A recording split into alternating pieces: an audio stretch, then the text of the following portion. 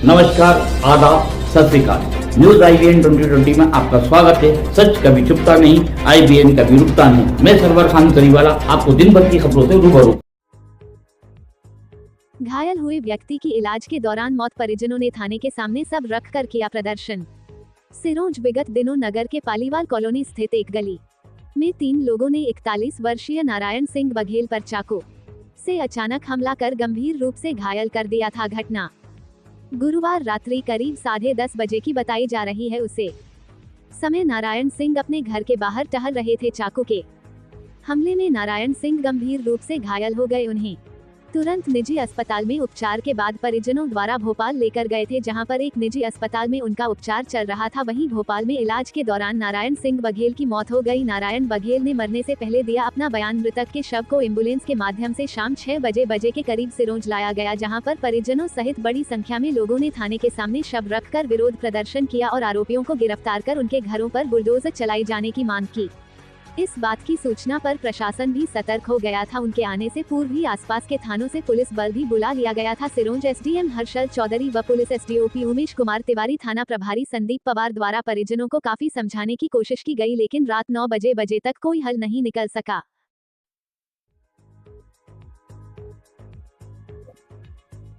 जैसा कि आप लोगों को विदित है, कुछ दो तीन दिन पहले एक घटना हुई थी जिसमें पालीवाल कॉलोनी में एक नारायण बघेल नाम के व्यक्ति पर 3 लोगों ने चाकुओं से हमला कर उसे घायल कर दिया था।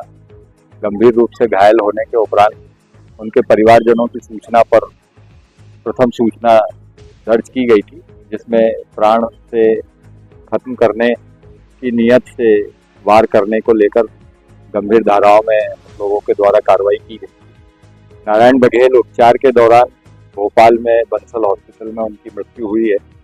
उसके बाद उनके परिजन आक्रोशित थे।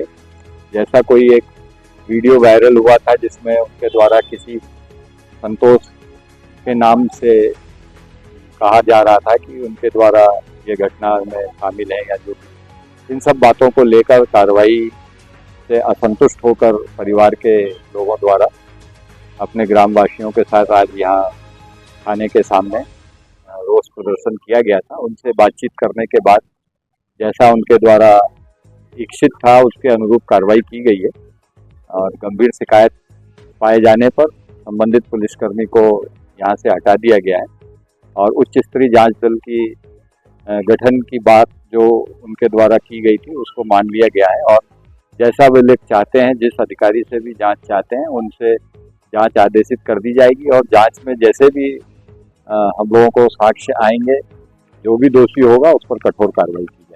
कोई FIR हुआ है? हाँ, मैंने बताया पहले ही आपको कि FIR इसमें तत्काल उसी दिन उनके परिजनों की रिपोर्ट पर, जो मृतक है उसकी पत्नी की सूचना पर FIR उसी दिन दर्ज कर ली। जी हाँ, इन्होंने 3 आरोपियों को नामजद आरोपित किया था उस रिपोर्ट में, जिसमें से एक व्यक्ति गिरफ्तार किया गया है और जेल में निरुद्ध है।